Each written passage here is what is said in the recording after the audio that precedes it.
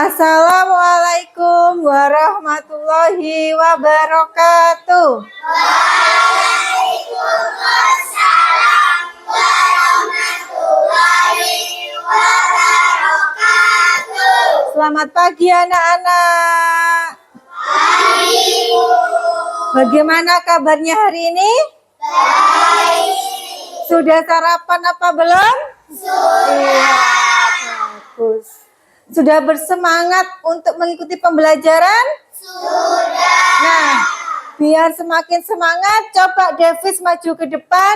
Kita melakukan tepuk semangat dulu. Ayo Davis, sebagai ketua kelas, pimpin tepuk semangat Davis.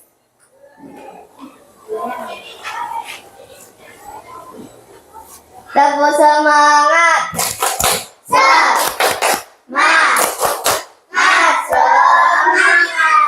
Iya, bagus. Terima kasih Davis. Sekarang anak-anak bisa lihat ke layar dulu. Ya.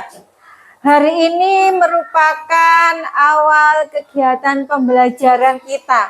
Nah, sebelum kita memasuki pembelajaran yang sesungguhnya, Bu Guru ingin mengajak anak-anak membuat yang namanya keyakinan kelas.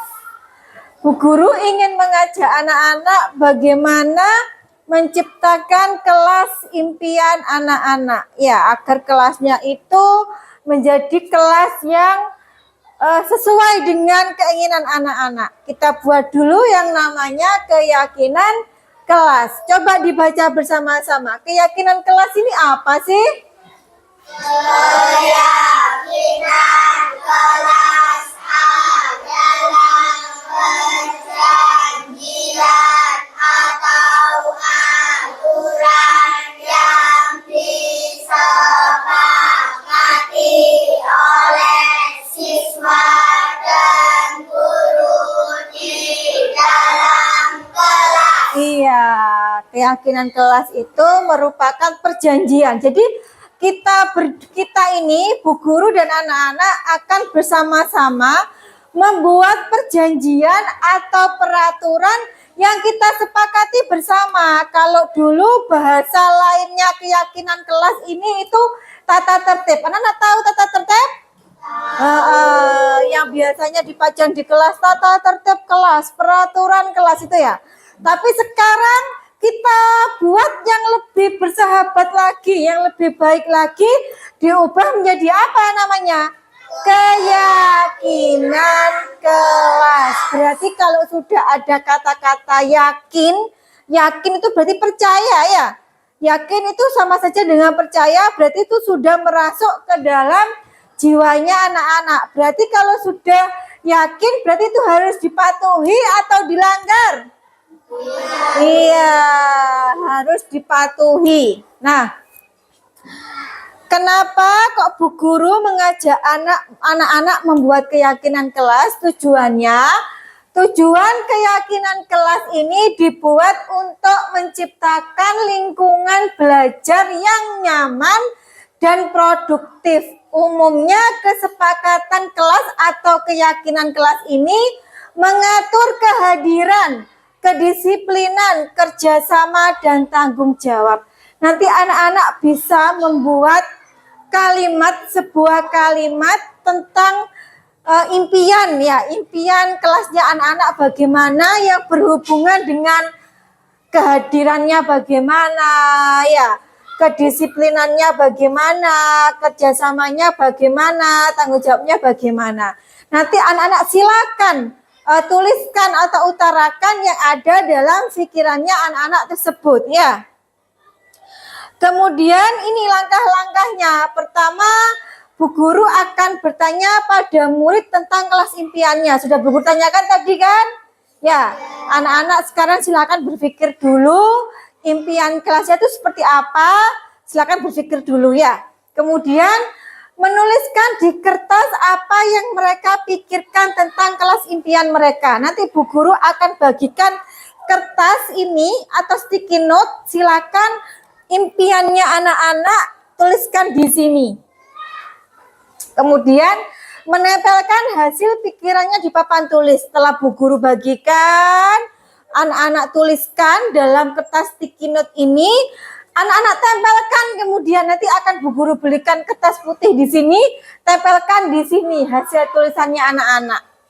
Kemudian setelah selesai menempelkan semua, kita berdiskusi dulu, kita cocokkan dulu. Ya, yang mana yang sama kita cocokkan dulu, kita berdiskusi setelah itu.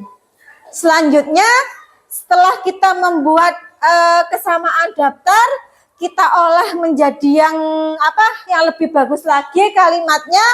Nanti anak-anak akan Bu Guru belikan kertas lagi, ditandatangani oleh anak-anak. Semuanya tanda tangan maju ke depan. Itu tandanya bahwa anak-anak sudah setuju dengan hasil diskusi yang tadi.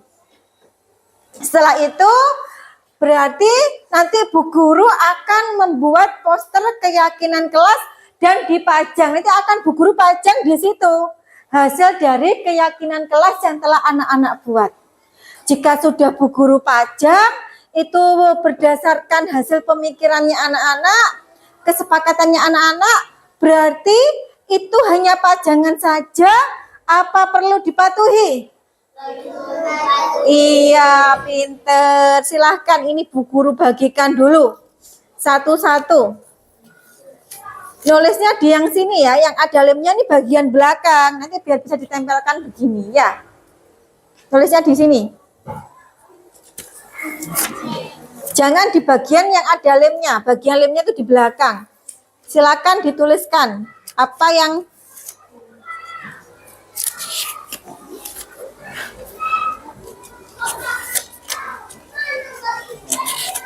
nanti yang sudah selesai angkat tangan, Bu, saya sudah selesai menuliskannya. Silakan nanti ditempelkan ke depan. Bu Guru pasang dulu itunya, apa namanya, kertasnya Bu Guru pasangin dulu.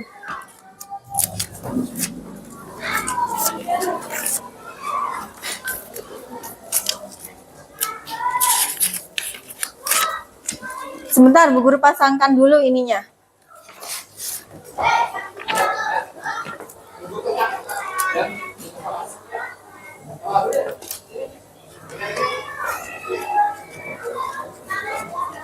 Ini mana ininya, Tiara?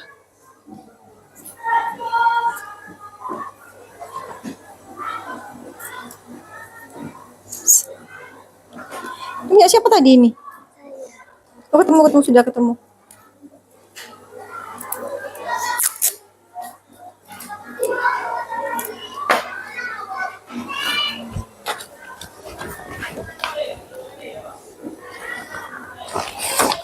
Ini ikut.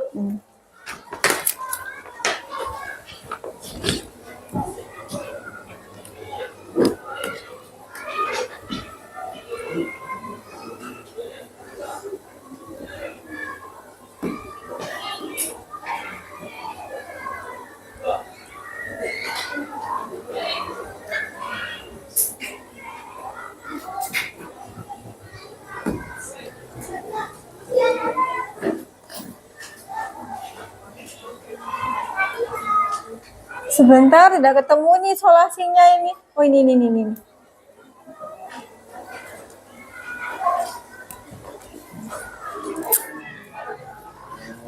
Hey, dia turun.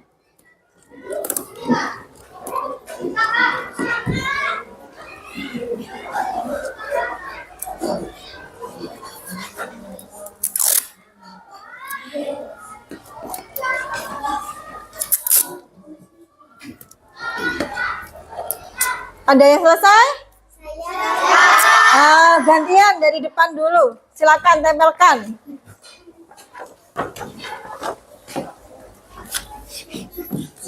Selanjutnya silahkan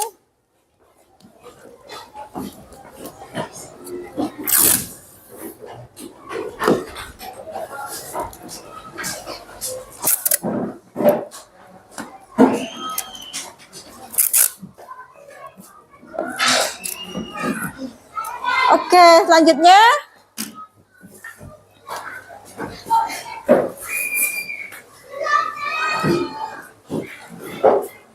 iya, Novi. Lanjut.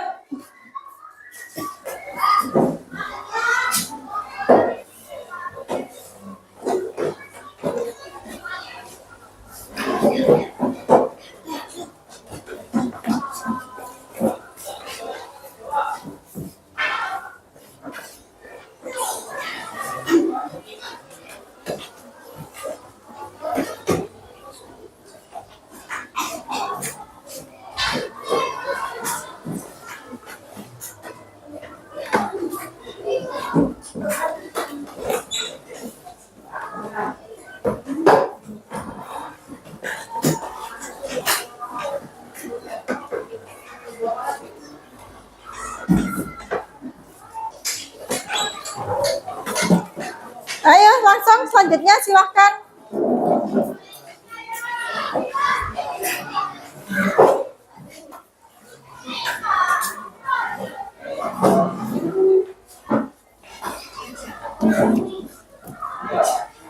Iya, Meli.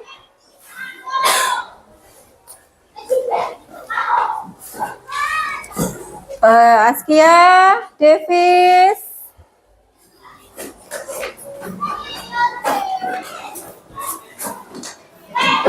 Davis. 1, 2, 3, 4, 5, 6, 7, 8, 9, 10, 11, 12, 13, 14. Oh ya, pas ya. Sekarang Bu Guru akan baca satu-satu dulu. Jangan rebutan ketika bermain. Oke, Bu Guru carikan yang sama. Oke, berarti ini jangan rebutan ketika bermain. Berarti ini kalau tidak boleh rebutan ketika bermain, berarti harus bagaimana dengan teman? Saling berbagi. Berarti masuk kerukunan. Betul? Iya, ini masuk kerukunan atau sama saja dengan saling menghormati. Iya apa tidak? Iya. Kemudian Bu Guru carikan yang sama lagi. Dilarang saling mengejek teman. Berarti ini sama ya, saling menghormati ya. Berarti ini sama. Kemudian tidak boleh bertengkar.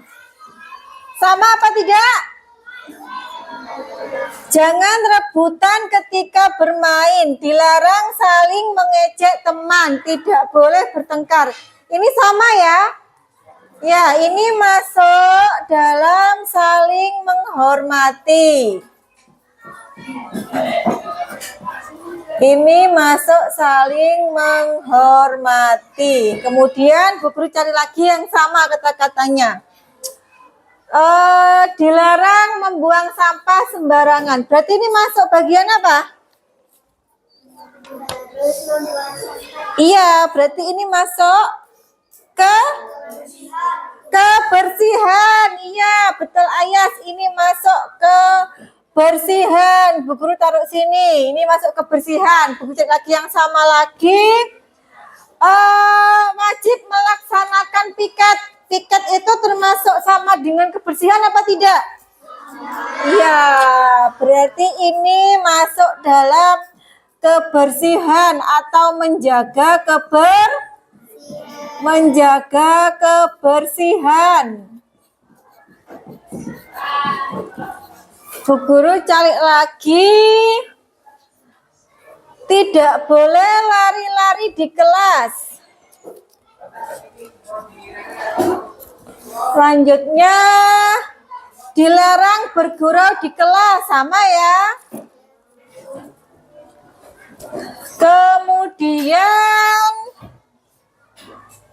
yang sama lagi, oh ini dilarang makan ketika jam belajar, sama ya. Dilarang makan ketika jam belajar. Selanjutnya, berarti kalau tidak boleh lari-lari di kelas, dilarang bergurau di kelas, dilarang makan ketika jam belajar, ini masuk apa?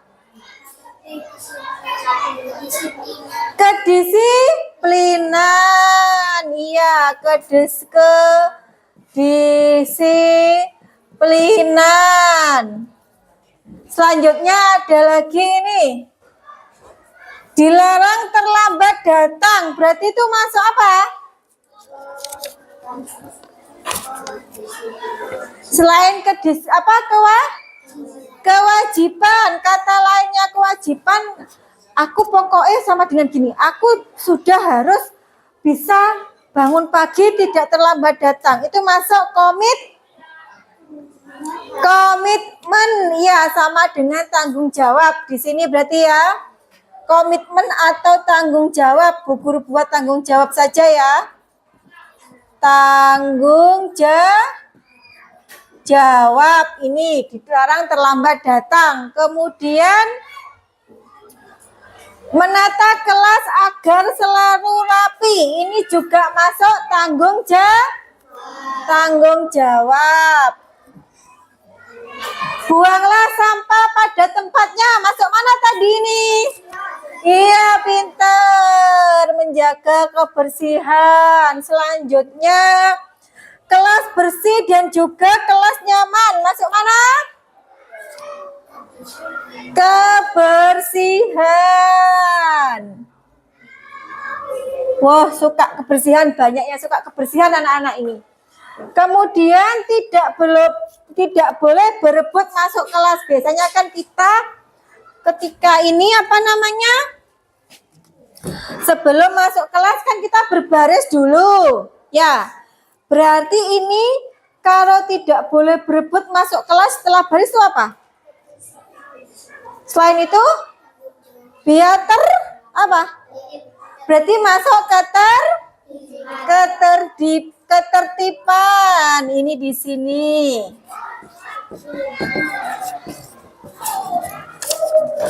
Jangan lupa berdoa sebelum dan sesudah belajar. Masuk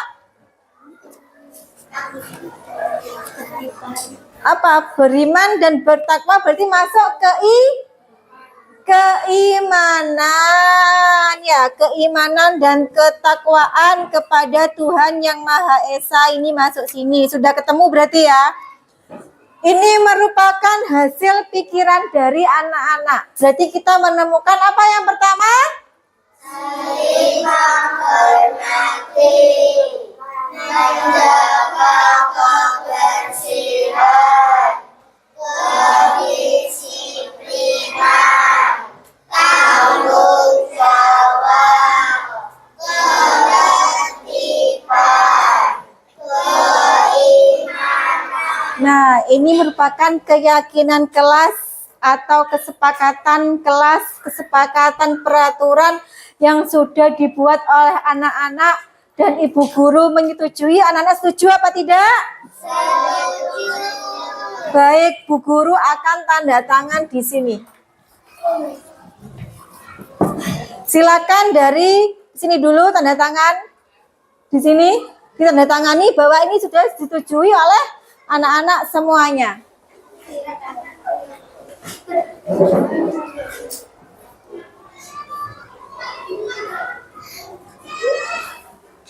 Selanjutnya, Tata silakan di bawah sini boleh semampunya, senyampainya tangannya, tanda tangannya. Sini tidak apa-apa, Ta, sini Ta. Situ tanda tangan sini, Endang.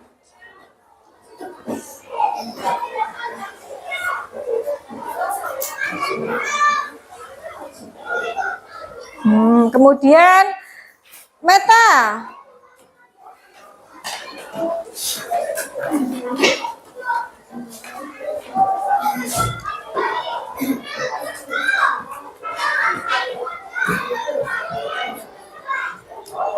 Dani.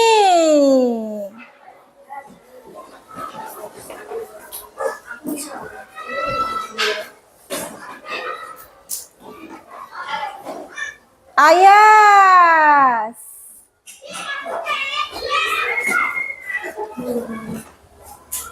Hawa.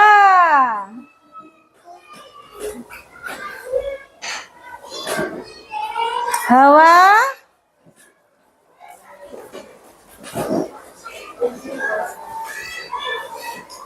Di bawah situ boleh, ya, tempatnya kosong pokoknya.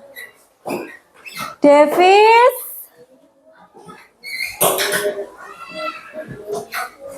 Askia, Davis dulu, lalu Askia. Askia, di sini boleh.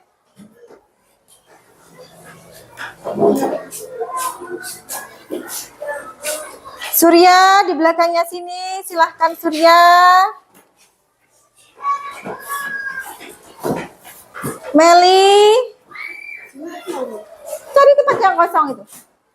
Iya, sudah.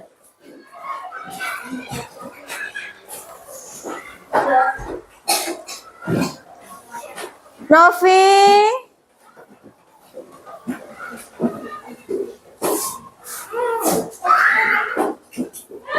Malika,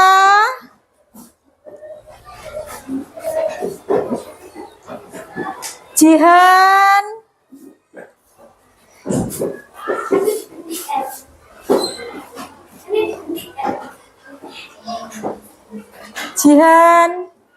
Bilkis,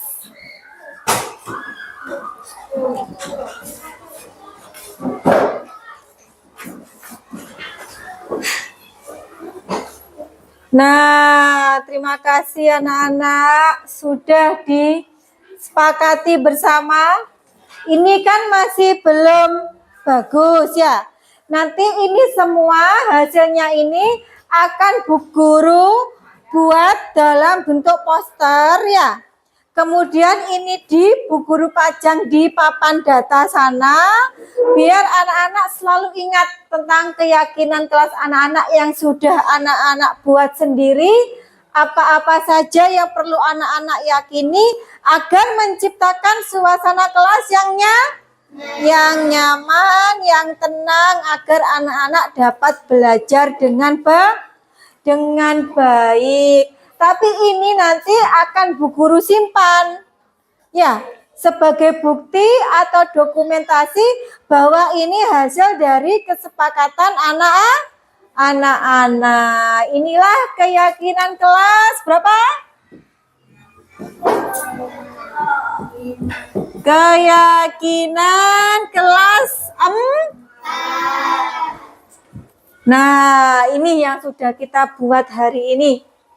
Semoga anak-anak selalu ingat dan anak-anak dapat mematuhinya agar menjadi anak-anak yang saling menghormati, menjaga kebersihan kelas, memiliki tanggung jawab ya, menumbuhkan rasa kedisiplinan dan selalu menumbuhkan rasa keimanan dan ketakwaan kepada Tuhan Yang Maha Esa. Bu Guru ucapkan banyak-banyak terima kasih.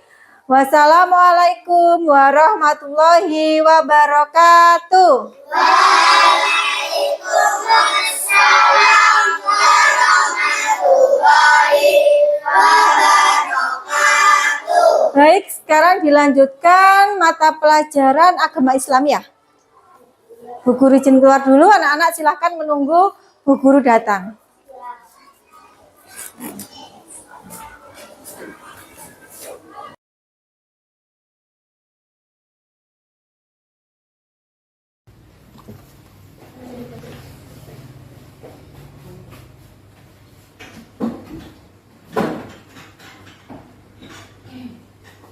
Bismillahirrahmanirrahim. Assalamualaikum warahmatullahi wabarakatuh. Yang terhormat Bapak Kepala Sekolah SDN Bagurejo 3, yang kami hormati Ibu Anismawati, calon guru penggerak angkatan 19 Kabupaten Jember, beserta Bapak Ibu Dewan Guru SDN Bagurejo 3 yang berbahagia. Alhamdulillah, kita panjatkan puji syukur kehadirat Ilahi Robbi yang telah melimpahkan rahmat serta hidayahnya, sehingga pada siang hari ini kita masih diberikan kesempatan untuk duduk bersama di sini dalam keadaan sehat walafiat. Salawat serta salam senantiasa tercurah limpahkan kepada junjungan kita Nabi besar Nabi Agung Muhammad SAW, yang senantiasa kita nantikan syafaatnya di yaumil kiamah nanti. Amin ya rabbal alamin. Bapak Ibu, kami ucapkan terima kasih yang sebesar-besarnya telah bersedia meluangkan waktu pada siang hari ini di sela-sela rutinitas kita dalam acara diseminasi budaya positif, di mana kegiatan ini merupakan salah satu rangkaian kegiatan dalam program guru penggerak yang saat ini sedang diikuti oleh rekan kita, yaitu Ibu Anismawati, tepatnya pada kegiatan aksi nyata pada modul 1.4, yaitu tentang budaya positif. Adapun kegiatan acara pada siang hari ini, yang pertama adalah pembukaan, yang kedua sambutan oleh Bapak Kepala Sekolah, yang ketiga acara inti yaitu diseminasi budaya positif oleh Ibu Anismawati, yang keempat penutup dan doa. Baiklah, kita menginjak pada acara selanjutnya, yaitu sambutan oleh Bapak Kepala Sekolah SDN Bagorjo 3, yaitu Bapak Wawan Sisyanto. Waktu dan tempat kami persilakan. Bismillahirrahmanirrahim. Assalamualaikum warahmatullahi wabarakatuh. Alhamdulillahirabbil alamin wassalatu wassalamu ala anbiya'il mursalin wa ala alihi washabbihi ajmain amma ba'du. Saya hormati Bapak Ibu guru SDN Bagorjo 3. Marilah siang hari ini kita selalu mengatakan puji syukur dari Allah Subhanahu wa taala atas limpahan rahmat hidayah serta karunia-Nya sampai saat ini kita masih diberi kesehatan. Bapak Ibu, saya berbangga hati sampai hari ini SDN Bagorjo 3 sudah 3 kali ini untuk melaksanakan desiminasi budaya positif. Ketiga-tiganya adalah melalui guru penggerak. Yang saat ini sampai yang ketiga CGP atas nama Bu Anismawati. Nah, ini kesempatan yang istimewa untuk menampilkan atau berbagi praktik baik untuk desiminasi budaya positif. Walaupun kita sudah 3 kali mengadakan desiminasi budaya positif ini adalah langkah yang cukup baik kita berulang-ulang untuk membudayakan budaya positif yang pada nantinya itu bisa melebar pada budaya positif yang saat ini mungkin Bu Anis ini fokus pada siswa, tapi kita bisa petik semuanya itu budaya positif, bukan hanya untuk siswa saja. Mari kita ikuti semuanya di warga SD kita ini, baik itu dari Bapak Ibu gurunya, terus siswanya, juga ketiganya, seperti itu Bapak Ibu. Mudah-mudahan ini ada lagi nanti ya untuk CGP berikutnya, kita harapkan terus di SD kita. Baik Bapak Ibu, mudah-mudahan desiminasi budaya positif ini kita lestarikan di SD kita, dan mudah-mudahan desiminasi budaya positif yang dibawakan Bu Anismawati juga membawa nilai baik atau membawa nuansa baik di SDN Negeri Bagorjo 3. Hanya itu mungkin sambutan dari saya. Sebelumnya banyak terima kasih pada CGP Bu Anismawati yang telah memberikan praktik baiknya ke SD kita. Akhirnya, wassalamualaikum warahmatullahi wabarakatuh. Terima kasih disampaikan kepada Bapak Kepala Sekolah atas sambutannya. Baiklah Bapak Ibu, kita memasuki acara inti pada kegiatan siang hari ini, yaitu diseminasi budaya positif oleh Ibu Anismawati. Waktu dan tempat kami persilakan. Bismillahirrahmanirrahim. Terima kasih untuk kesempatannya. Yang saya hormati Bapak Kepala Sekolah SDN Bagorjo 3 Bapak Wawan Sisyanto, dan juga rekan-rekan guru SDN Bagorjo 3 semuanya. Saya ucapkan banyak terima kasih atas dukungannya kepada kegiatan PGP yang saya ikuti saat ini.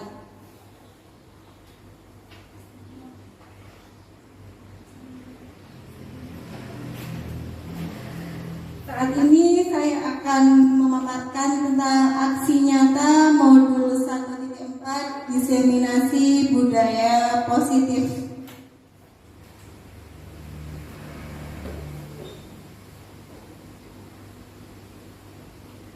Wilayah ini merupakan fasilitator saya, Ibu Neti Puspitasari SPDMM, dan juga pengajar praktik Bapak Beni Amirul Mukminin SPDI MED. Nah, Bapak Ibu semuanya, sebelum kita memasuki pada materi, kita ice breaking dulu biar nggak ngantuk. Sepertinya Bu Ana sudah kriep-kriep. Biar Bu Ana semangat lagi. Di sini Bapak Santi adalah seorang petani yang sukses. Beliau memiliki 5 orang anak yang diberi nama Rara, Riri, Ruru, dan Rere. Nama anak yang satu lagi siapa? Pak Didi? Santi. Betul apa enggak? Betul Bu. Betul. Bapak Santi. Pak Bina, betul apa enggak jawabannya Pak Didi? Iya, betul. Pintar Pak Didi, Rek. Betul sekali. Karena kan bapaknya Santi punya 5 orang anak, Rara, Riri, Ruru, dan Rere. Satunya ya pasti Santi. Pak Didi memang guru kelas 6 ini. Materi diseminasi budaya positif yaitu yang akan saya sampaikan, perubahan paradigma belajar, disiplin positif, motivasi perilaku manusia, kebutuhan dasar manusia, posisi kontrol, keyakinan kelas, segitiga restitusi, dan juga aksi nyata penerapan budaya positif. Perubahan paradigma pembelajaran, paradigma lama pembelajaran. Guru berusaha memberi stimulus sehingga murid akan memberikan respon, yaitu stimulus respon. Paradigma baru pembelajaran, guru tidak mendominasi proses belajar, sebaliknya siswa yang harus aktif dan dominan dalam pembelajaran. Berarti di sini yang paradigma baru, pembelajaran kita harus berpusat kepada murid. Jadi guru tidak lagi mendominasi proses belajar, tapi juga guru harus memperhatikan kebutuhan belajar masing-masing murid. Paradigma lama pembelajaran. Dulu kita belajar itu siswa sebagai penerima pengetahuan. Jadi guru itu melaksanakan pembelajaran yang arahnya memberi pengetahuan sebanyak-banyaknya pada siswa. Ini biasanya guru mendominasi pembelajaran atau guru sebagai sumber belajar satu-satunya. Kedua, siswa itu adalah sosok makhluk pasif. Guru berupaya memberi sejumlah stimulus agar peserta didiknya memberikan respon dalam kegiatan pembelajaran. Anak dikatakan belajar jika ia mampu memberikan respon yang tepat atas stimulus yang diberikan guru. Yang ketiga, siswa dianggap makhluk yang kosong dan siap menerima masukan. Guru memberikan sejumlah pengetahuan tanpa mempertimbangkan apakah sudah ada ataupun tidak pengetahuan awal. Jadi paradigma lama pembelajaran itu kebanyakan berpusat kepada guru. Siswa tidak diberikan kesempatan untuk melakukan untuk menunjukkan bakat dan minatnya sesuai dengan kemampuan siswa itu sendiri. Kalau di paradigma baru pembelajaran itu pembelajaran berorientasi pada penguatan kompetensi dan pengembangan karakter sesuai dengan nilai-nilai Pancasila atau yang sekarang kita kenal dengan profil pelajar Pancasila. Kemudian praktik pembelajaran yang berpusat pada murid, yang mana setiap murid belajar sesuai dengan kebutuhan dan tahap perkembangannya. Jadi di sini guru memberikan kebutuhan belajar sesuai dengan apa yang dibutuhkan oleh masing-masing murid, karena setiap berbeda. Misalnya di kelas saya ada yang namanya Anam, Bu Didin pasti kenal dengan Anam karena gurunya Bu Didin. Anam itu memang lambat ya Bu Didin ya, termasuk dalam baca dan tulis. Jadi saya tidak bisa memaksakan kepada Anam agar dia belajar sesuai dengan caranya Deva. Deva itu yang peringkat 1 ya Bu Didin ya. Jadi memang harus bisa membedakan cara belajar antara Anam dan juga Deva. Kemudian pembelajaran ini dilakukan melalui kegiatan pembelajaran di dalam kelas atau intrakurikuler dan di luar kelas kokurikuler dan ekstrakurikuler. Di sekolah kita ekstrakurikuler juga sudah berjalan dengan baik ya Pak Bagus ya. Ada pramuka, ada tari, ada pencaksilat, juga ada macam-macam, dan kebetulan di sekolah kita saat ini juga sudah kelas berbasis komputer. Di setiap kelas juga sudah ada proyektor lengkap dengan Chromebook untuk menunjang pembelajaran berpihak pada murid.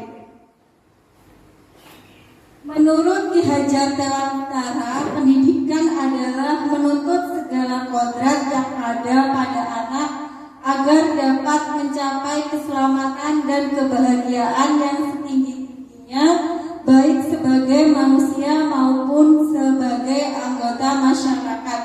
Oleh sebab itu, pendidik itu hanya dapat menuntun tumbuh hidup dan kekuatan kodrat yang ada pada anak agar memperbaiki lakunya hidup dan tumbuh sesuai dengan kodrat anak. Jadi kita mendidik anak sesuai dengan kodrat zaman dan kodrat alam.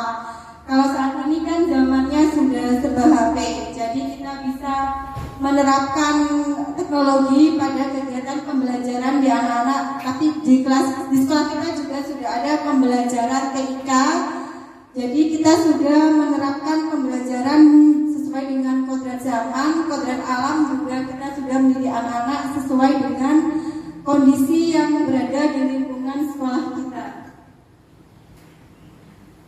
Menurut Dr. William Glasser bahwa ilusi guru mengontrol murid, guru tidak dapat memaksa murid untuk berbuat sesuatu jikalau murid tersebut memilih untuk tidak melakukannya. Sudah banyak contoh di sini, misalnya kita menyuruh anak, ternyata anak tersebut tidak mau dan tidak mampu, jadi kita tidak boleh memaksanya. Ya, seperti muridnya Bu Iva yang saat ini spesial kelas 1 namanya Almer.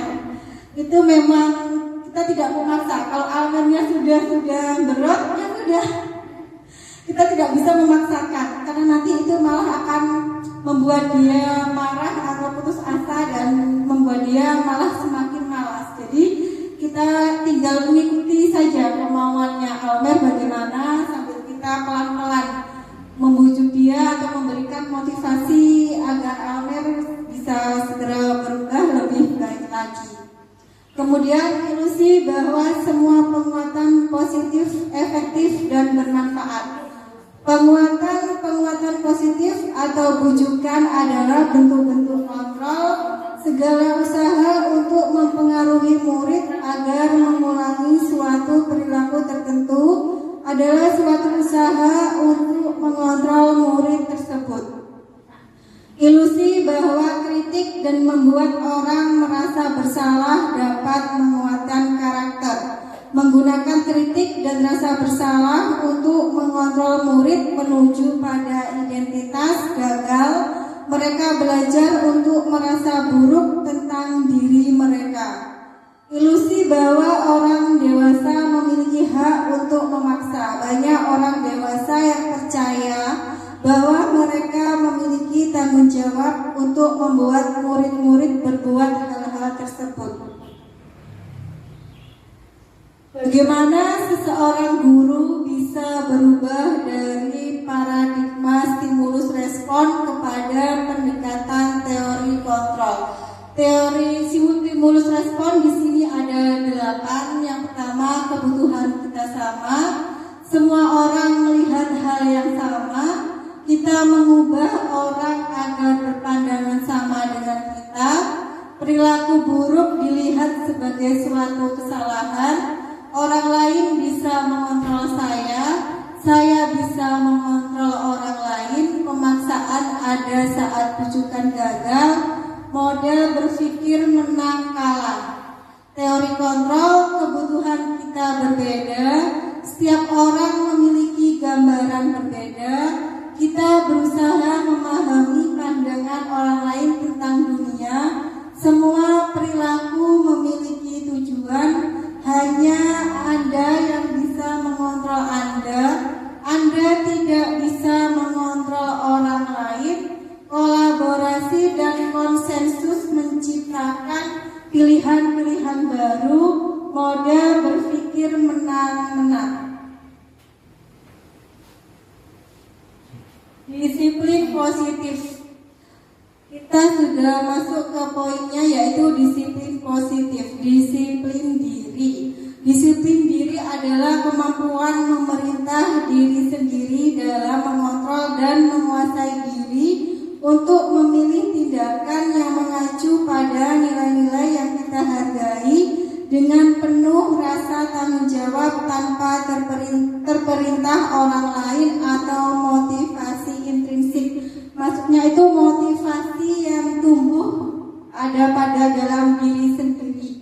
Saya rasa kalau disiplin diri, alhamdulillah di sekolah kita sudah baik, guru-gurunya juga setiap pagi datang sebelum bel berbunyi, sudah menyambut anak-anak di depan gerbang sekolah, juga sudah ada piket untuk kegiatan menyambut anak-anak di sekolah.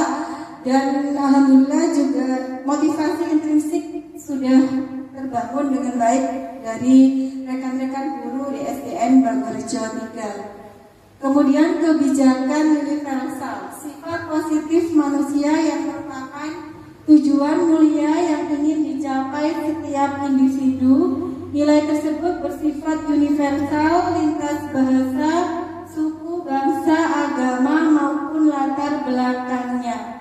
Beriman, bertakwa kepada Tuhan Yang Maha Esa, dan berakhlak mulia, mandiri, bernalar kritis, berkebinekaan global, bergotong royong dan kreatif, atau lebih kita kenal dengan elemen dari profil pelajar Pancasila.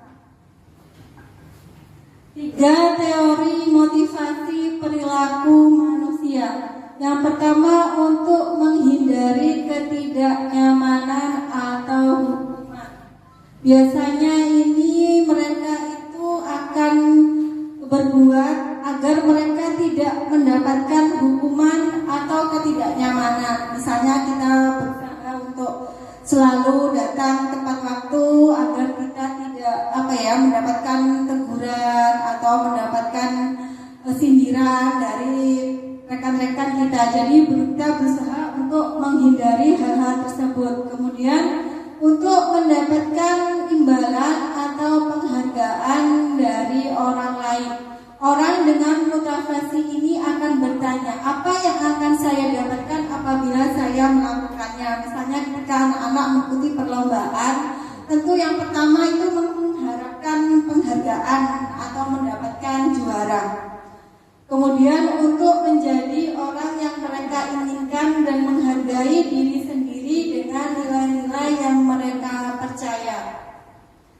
Mereka melakukan sesuatu karena nilai-nilai yang mereka yakini dan hargai, dan mereka melakukannya karena mereka ingin menjadi orang yang melakukan nilai-nilai yang mereka yakini tersebut.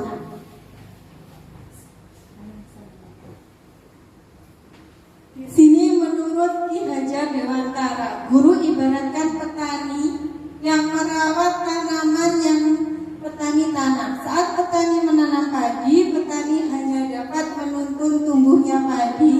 Ia hanya dapat memperbaiki kondisi tanah, memelihara tanaman padi, memberi pupuk dan air, membasmi ulat maupun jamur yang mengganggu hidup tanaman padi. Ini seperti kita ibaratkan ketika kita menuntun anak-anak. Jadi kita berusaha untuk memberikan hal-hal yang baik kepada anak-anak, hal-hal yang buruk kita cegah agar anak-anak dapat tumbuh hingga dewasa menjadi orang yang baik dan berakhlak mulia.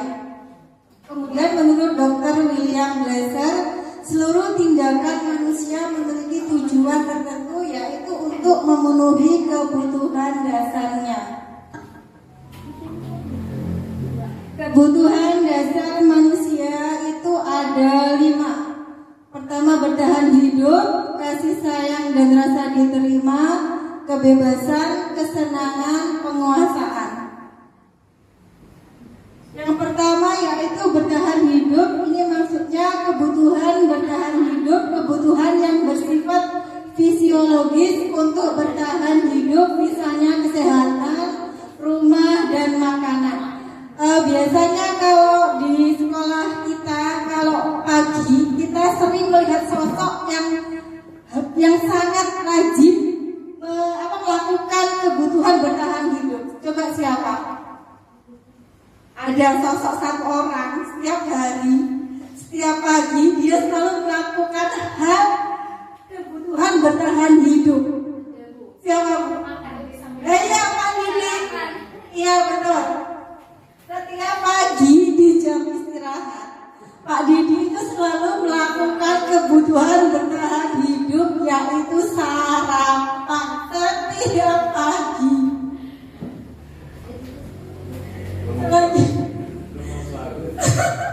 Selanjutnya, kebutuhan dasar manusia, kasih sayang dan rasa diterima. Kebutuhan untuk disayangi dan diterima meliputi kebutuhan akan hubungan dan koneksi sosial, kebutuhan untuk memberi dan menerima kasih sayang, dan kebutuhan untuk merasa menjadi bagian dari suatu kelompok. Di sini contohnya seperti kegiatan ini kegiatan ketika memperingati Maulid Nabi, anak-anak berkumpul bersama dengan teman-temannya.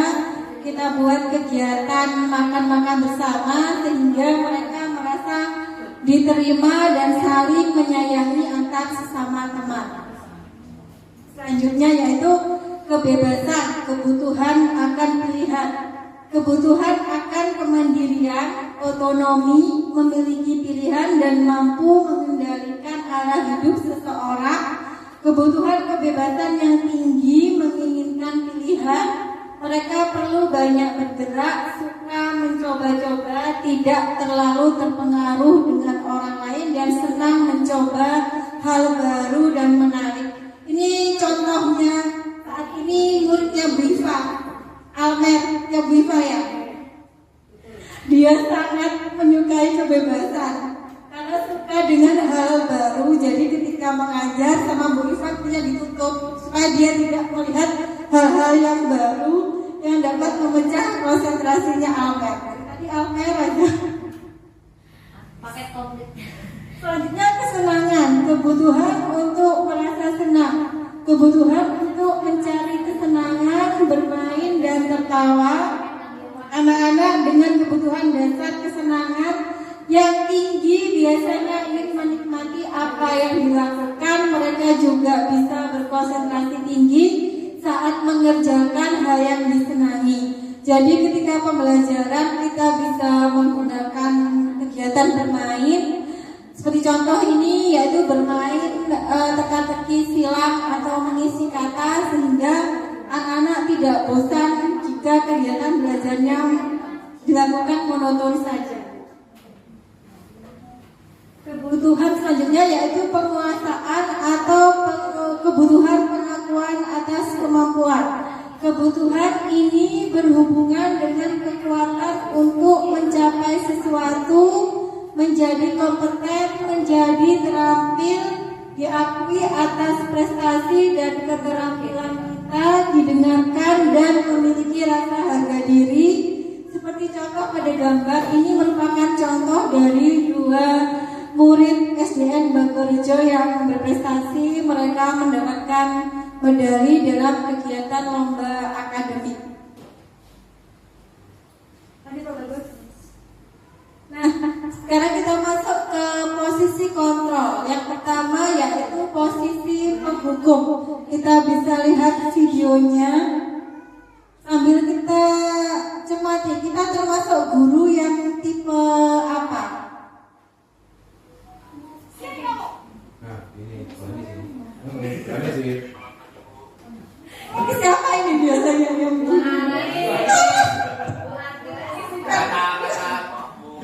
Saya sendiri. Kapan sih kamu tidak semangat? Malas sekali ya kamu jadi anak. Saya Dasar pemalas. Gak kapok-kapok sih kamu. Sudah berapa kali terlambat? Sana, kamu keliling lapangan basket 2 kali. kenapa saya harus keliling lapangan basket, Bu? Kenapa? Kamu mulai heboh. Berani-beraninya jawab. Sudah terlambat, masih berani jawab pula. Oh, tadi pagi ada pakai Sekarang, keliling lapangan basket 5 kali sekalian. Biar kamu. Cepat. Pergi sana ke lapangan basket. Nah, ini posisi penghukum. Pada posisi ini biasanya guru akan menghardik, menunjuk-nunjuk, menyakiti, membentak, dan menyindir.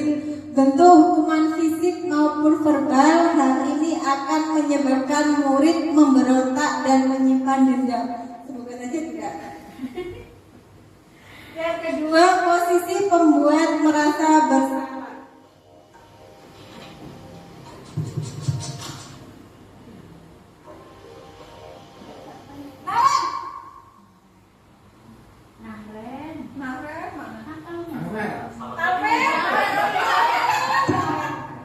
Kamu kenapa terlambat lagi?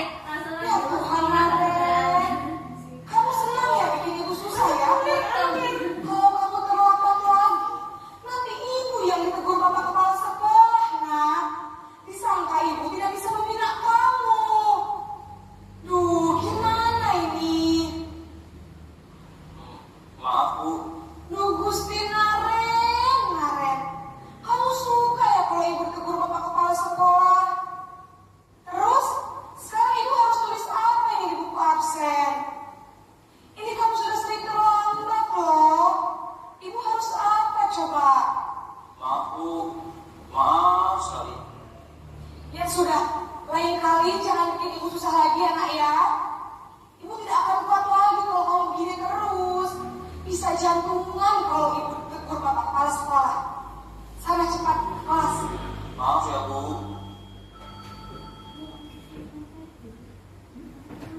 Nah, kalau dari video ini yaitu posisi pembuat merasa bersalah. Pada posisi ini guru biasanya berbicara tenang, cenderung lembut, namun kata-katanya menyalahkan murid dan membuat murid memandang buruk dirinya sendiri, merasa tidak berharga dan tidak sanggup membahagiakan orang lain, sehingga menyebabkan murid merasa gagal dan rendah diri. Selanjutnya yang ketiga, posisi teman. Oh iya, Pak Bagus ini biar Oh, Marcel. Hah?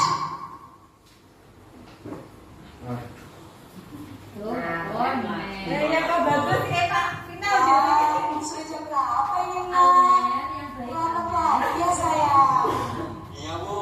Habis ibu saya membangunkan saya, Bu. Kamu malah menyalahkan ibu kamu. Kamu ini kok Bian. Kok terlambat sih? Biar nih, udah pada Iya, Bu. lagi. Saya mau banget tadi. Jadi biarpun saya lari kencang, tetap gak kejar, Bu. Ya sudah sana. Nanti lain kali larinya lebih kenceng lagi ya. Biar gak terlambat lagi. Bikin seneng ibu. Demi ibu. Sana. Bisa lah, Bu. Ya sudah sana. Ibu beresin urusan absen kamu. Kamu ini ada-ada saja. Pada posisi teman ini, guru akan ramah, cenderung bersenda gurau untuk menghangatkan suasana, sehingga murid merasa senang, aman, dan nyaman bersama guru. Karena dorongan eksternal, maka akan berdampak buruk bagi murid, yakni ketergantungan, sehingga tidak mandiri dan tidak bisa berpikir untuk diri sendiri dan berperilaku baik pada orang tertentu. Wah, cocok ini Viano dan Bian. Selanjutnya, posisi pemantau atau monitor.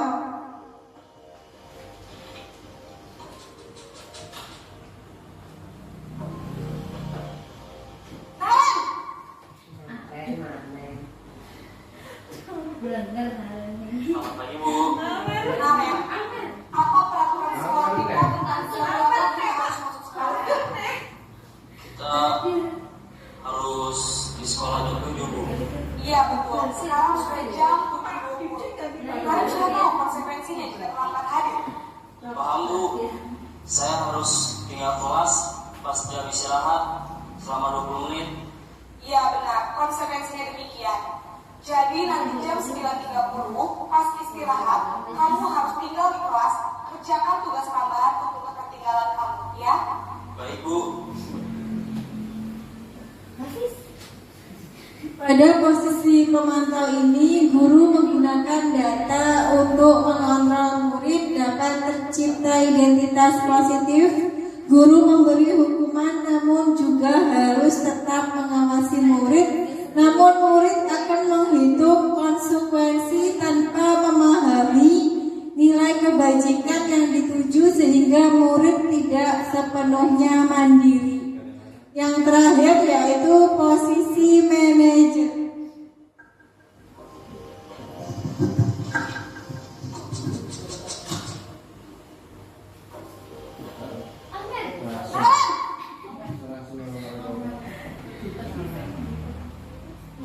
Selamat pagi Bu. Selamat pagi, Naren. Maaf Bu, saya terlambat. Iya, sekolah masuknya jam 7, sekarang sudah jam 7.20. Jadi sekarang bagaimana ini, Naren? Maaf Bu, saya lupa sarapan saya semalam. Baiklah, menurut kamu, keyakinan sekolah yang mana yang perlu kamu tingkatkan? Menghargai diri sendiri dan orang lain mungkin ya Bu. Setuju. Jadi, apakah Naren meyakini prinsip saling menghormati tersebut? Iya Bu, saya meyakininya. Apakah Naren bersedia memperbaiki masalah keterlambatan ini? Bersedia Bu. Bagaimana kamu akan perbaiki masalah keterlambatan ini? Saya akan coba untuk tidak lupa menyetel alarm saya Bu. Baik, kalau Naren lupa menyetel alarm di rumah, ada orang yang kira-kira bisa bantu mengingatkan tidak? Ada Bu, kata saya, Kak Emma.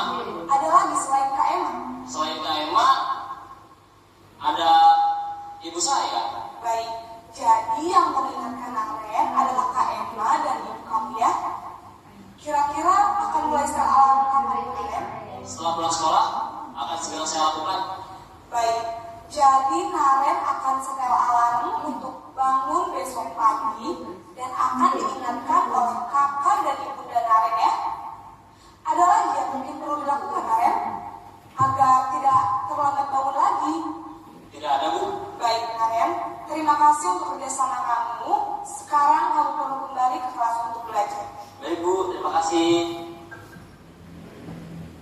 Pada posisi manajer ini disarankan untuk membimbing karena dengan posisi ini guru membimbing murid untuk memiliki sikap disiplin yang positif, mandiri, tanggung jawab dan dapat memecahkan masalah. Tujuannya adalah agar murid dapat berefleksi sehingga dapat mencari solusi untuk menyelesaikan masalahnya. Bagus?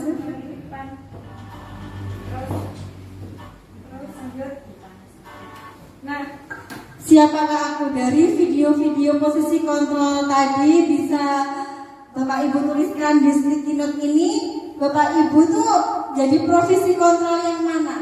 Dari video tadi itu apa penghukum, apa pemantau, apa manajer, bisa dituliskan di sini.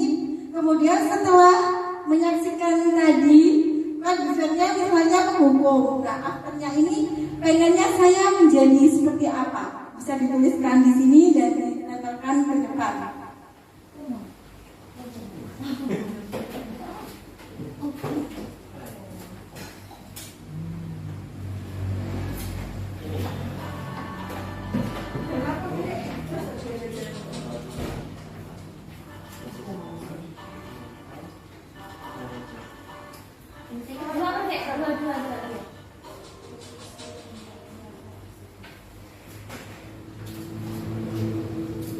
Before after. Ya, oh ijo kabeh Mbak, gak selesai Mbak.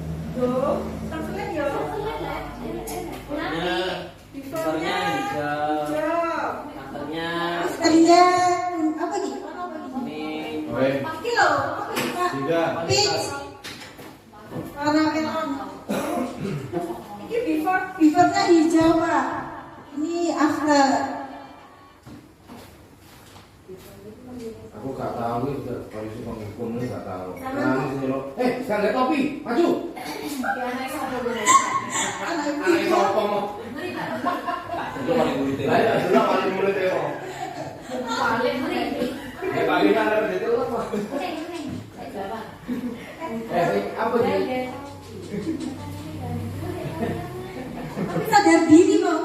dewe. Nah, naik Bu Iva kok maju dewe. Yang hijau before, yang kids after. Jadi yang hijau itu saya tuh guru yang mana, posisi kontrol yang mana. Terus yang afternya saya pengennya seperti guru yang mana berubahnya gitu. Saya udah saya isi kan ya. Terus kabeh aku mau. Guru apa kuwi? Pembuka apa? Pemukul pemantau. Before after. Posisi kontrol yang mana? Misalnya Pak Didi merasa saya itu penghukum, itu before-nya. Terus after-nya pengen berubah.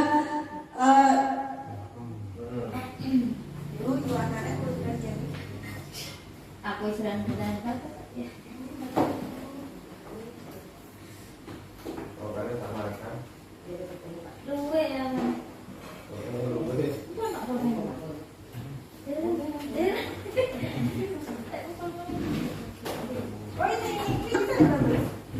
Sudah alasan lagi. Kok salah dijian jelas ya Pak Dijian. oh iya betul. Mandek. Setuju. Bukan. Jangan tahu aku kayak gitu. Tidak bisa. Dasar teman. Posisi teman terus. Nah.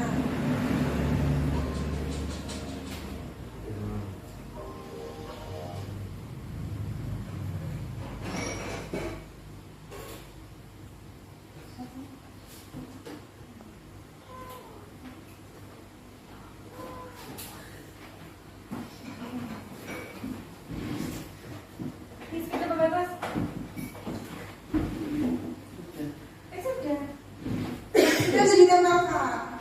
Katakan dulu ke sini. Apakah yang tadi itu yang depan itu? Nah ini Pak Bagus, ini before Pak Bagus tambahkan sini.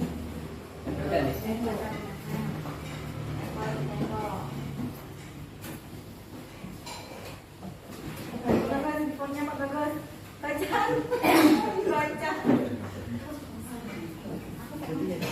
Iya dan ada bacaan teman before-nya apa lagi Pak? Ya. Untuk givernya mungkin kalau saya sendiri itu yang monitor atau memantau anak-anak karena dalam kegiatan belajar itu saya itu selalu banyak memonitor anak-anak. Kemudian untuk after harapan saya itu adalah manajer, karena seperti yang dijelaskan oleh Bu Anis tadi, untuk yang manajer itu anak lebih mandiri dan dapat menyelesaikan masalahnya sendiri. Terima kasih. Viva, testimoni kedua. Pak Diki terakhir. Nah, aku nunggu. Terima kasih. Untuk before-nya saya memilih posisi yang keempat, yaitu sebagai monitor atau pemantau. Karena di sini saya kebetulan bertugas di kelas 1. Jadi kalau di kelas 1 itu lebih untuk posisi 1, 2, 3 tadi kayaknya belum bisa tidak bisa saya terapkan. Nanti kabur semua kalau 1, 2, 3 itu saya terapkan. Jadi yang selama ini saya lakukan di kelas 1 itu saya menggunakan posisi yang keempat, yaitu monitor atau pemantau. Jadi saya masih memegang kontrol kepada anak-anak bagaimana mereka seharusnya bagaimana, tetap saya yang memimpin. Ketika setelah melihat video tadi, ternyata seperti itu masih kurang tepat. Nah, yang paling tepat ternyata saya harus menjadi manajer buat mereka. Bagaimana apa bedanya dengan yang tadi monitor pemantau dengan manajer? Nah, pada manajer ini selain saya memonitor atau memantau setiap kegiatan mereka, pada posisi manajer ini saya memberikan keleluasaan kepada mereka bagaimana menciptakan anak itu untuk bertanggung jawab pada dirinya sendiri, agar mereka punya kebiasaan untuk bertanggung jawab pada dirinya sendiri. Seperti tadi yang sudah dijelaskan, motivasinya agar timbul pada diri anak itu yang muncul adalah motivasi intrinsiknya, bukan ekstrinsiknya, karena bu guru bilangnya gini jadi begini. Nah, itu yang harus kita hapus setelah saya lihat video tadi. Jadi saya setelah ini harusnya menjadi manajer buat murid-murid saya untuk memunculkan motivasi intrinsik pada diri murid anak saya. Terima kasih. Selanjutnya, Pak Didi, testimoni terakhir. Yang lainnya bisa ditampilkan. Terima kasih. Saya setelah melihat video tadi, saya yang untuk before-nya, saya mengambil posisi hukum karena saya di sini sebagai kesiswaan. Jadi apapun ada masalah apapun kepada siswa, saya menghukum. Ternyata hal itu tidak bersifat baik, malah akan tambah tidak baik. Dan akhirnya setelah melihat video pembelajaran video tadi, untuk akhirnya saya memilih sebagai manajer karena di sini menciptakan berbagai solusi kepada siswa, bagaimana cara mengatasi siswa itu tidak mengalami berbagai masalah, misalkan terlambat kenapa bisa dipecahkan, misalkan tidak memakai topi kenapa alasannya bisa dipecahkan bersama, dan tidak memakai dasi misalkan seperti upacara tadi. Ternyata banyak sekali anak-anak yang tidak memakai topi, akhirnya kita pecahkan bersama dengan anak-anak bahwa solusinya seperti ini, akhirnya dengan mudah bisa terselesaikan. Terima kasih. Baik, yang lainnya bisa ditampilkan.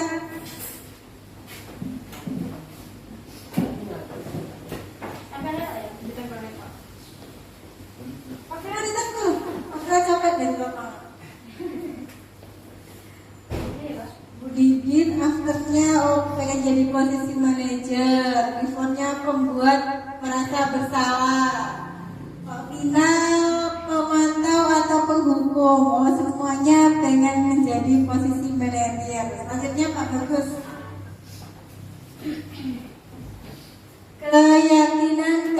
Keyakinan kelas adalah nilai-nilai kebajikan yang disepakati bersama secara universal terhadap latar belakang suku, agama, negara, dan bahasa.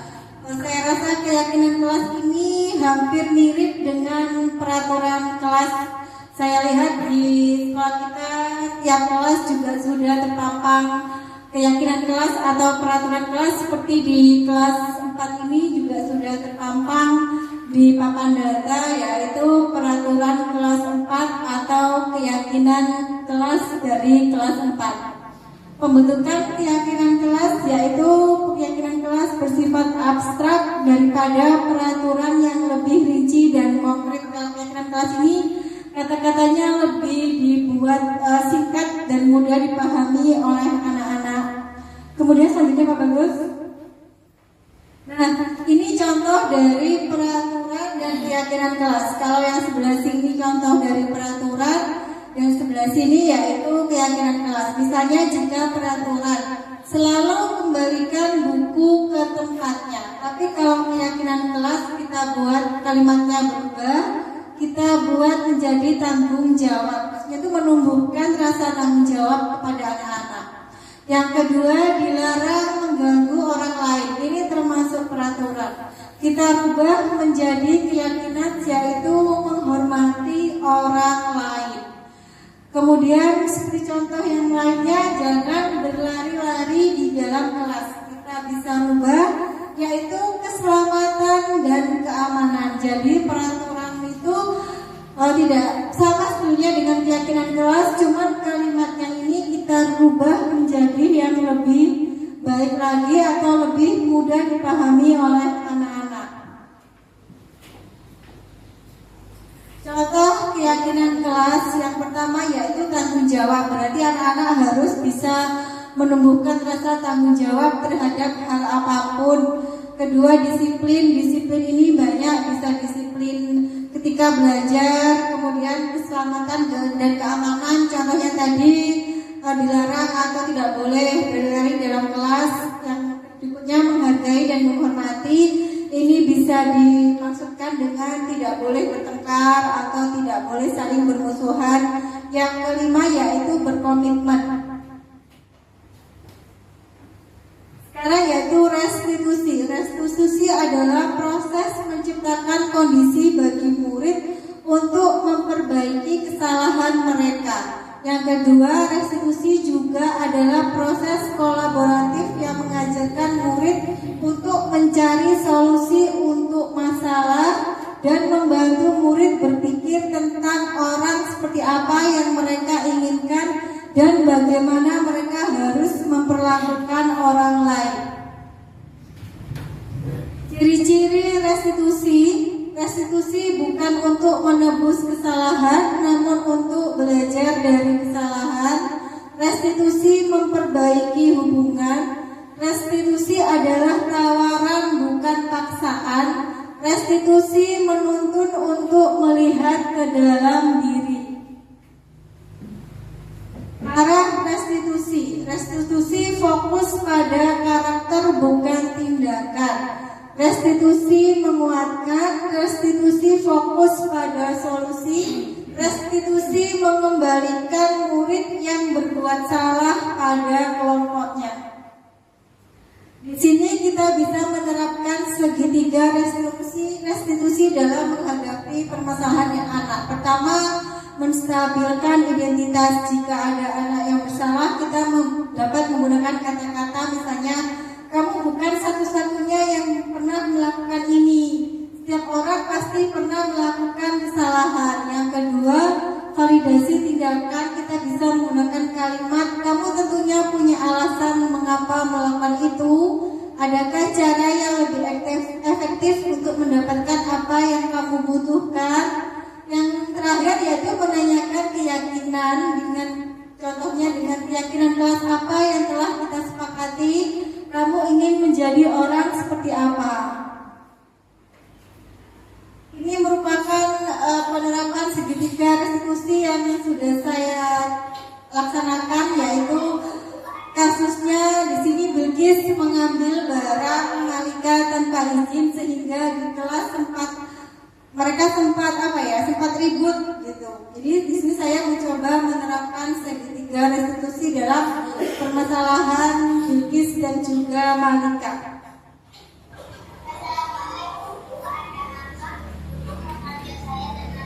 Waalaikumsalam ya Nak. Ada yang ingin Bu Guru tanyakan dan Ibu harap Bilqis dan Malika menjawab pertanyaan Bu Guru dengan jujur tanpa ada yang ditutupi. Begini, coba ceritakan apa yang terjadi ketika jam pelajaran berlangsung tadi. Kenapa ya? Guru lihat dari sini sepertinya Bilqis dan Malika ada keributan di meja situ, di mejanya. Coba ceritakan.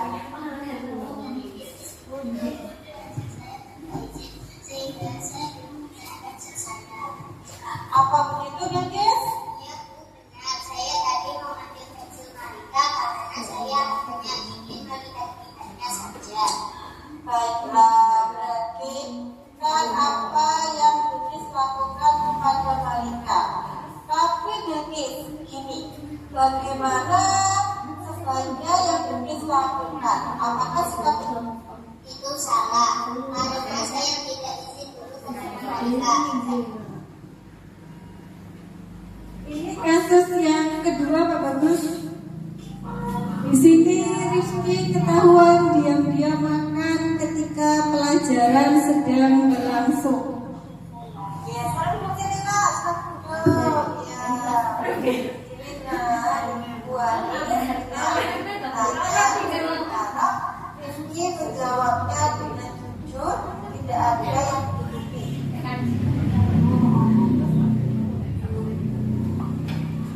Baik, coba Rizky tadi ketika jam pelajaran ya sedang berlangsung, Rizky melakukan hal kurang baik apa? Coba Rizky. Oke, coba. Iya, apa kita aja? Iya, terus. Nah di situ, Iya. di sini saya mencoba untuk menanganinya itu dengan tidak berubah, tidak sebagai penghukum lagi.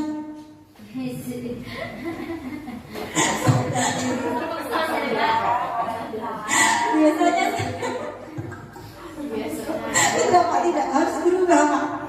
Jadi saya menerapkan segitiga restitusi ini dan berpikir atau mencari solusinya sendiri tentang kesalahan yang mereka lakukan, sehingga mereka itu bisa menumbuhkan motivasinya anak-anak sendiri untuk tidak mengulangi perbuatannya lagi. Nah, yang perlu diperhatikan dalam segitiga restitusi, yang pertama, perilaku yang salah perlu dikaitkan dengan nilai-nilai yang telah disepakati. Kedua, kesediaan murid untuk memperbaiki masalah. Ketiga, pemecahan masalah sebisa mungkin relevan atau memiliki hubungan dengan masalah yang ada.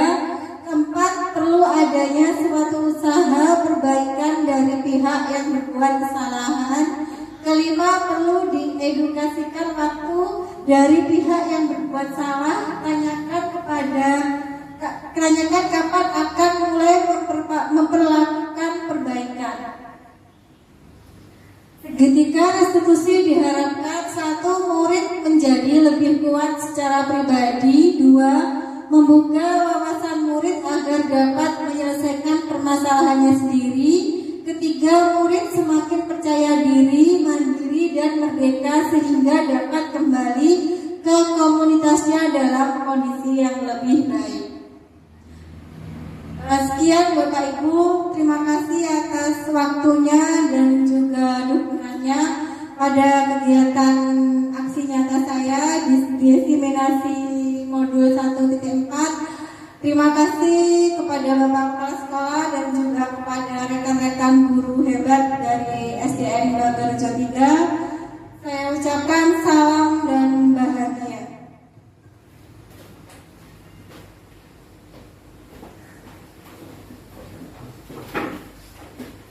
Terima kasih kepada Bu Anis yang sudah menyampaikan dengan sangat baik sekali. Bapak Ibu, sampailah kita kepada penghujung acara, yaitu penutup.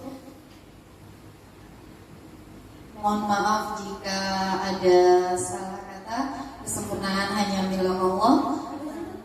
Semoga apa yang kita lakukan pada siang hari ini membawa manfaat bagi Bu Anis selaku calon guru penggerak, begitu juga bagi kita semua yang hadir pada siang hari ini. Demikian saya akhiri. Wassalamualaikum warahmatullahi wabarakatuh.